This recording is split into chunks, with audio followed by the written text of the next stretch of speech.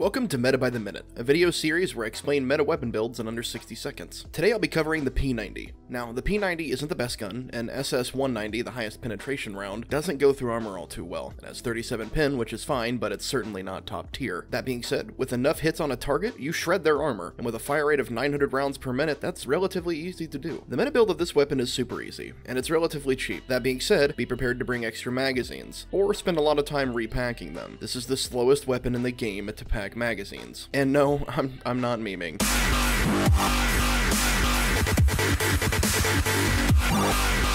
That being said, let's get to it. There's two builds I'm showing you today, the short range build and the more medium range build. I use both of these and I love them both equally. It's all based on what map I'm running at the time. There is only one magazine for this weapon, however cool looking it may be, the 75% load and unload modifier is brutal, as I previously stated. There are two separate stocks with no difference in stats. I personally like the darker one, but it's up to you. There are two receivers for this weapon, the standard and the Effen. The Effen has 4 more ergo, but you can't put the canted optic on it. So if I'm in a short range map, I use the standard, so I can use the canted. The ADS speed on the canted is absolutely insane. If I need some range, I tend to use the Monstrum 2X on the Effen receiver. These are just my choices though, and you can use whatever optic you want. Blue laser for the swag factor, this is a personal preference as well. K&M charging handle, it's free ergo. The standard one has 0 additional stats and no free ergo. Damage Industries butt pad. This has 2 additional recoil control over the standard butt pad that comes on the gun. The 10.5-inch barrel with a compensator and suppressor is better than just the flat-out 16-inch barrel. The 16-inch can't be suppressed and only has 10 recoil reduction compared to the 14 that the silenced barrel brings. And that's honestly about it. I've been using this gun a lot lately and I enjoy the hell out of it. I'll include links to these builds down below, as well as an itemized parts list. If you like me or my content, consider subscribing and giving this video a thumbs up, and maybe leaving a comment. It helps me in terms of analytics and the trending data here on YouTube. You know, the stuff that matters. I also stream almost every single day over at twitch.tv/JoshPoshTV, starting at 3 p.m. Eastern Standard Time. So swing on by sometime and say hello. We'd love to have you. Links for that, Twitter, and Discord are down below. Have a lovely week, everybody. I'll see you out there.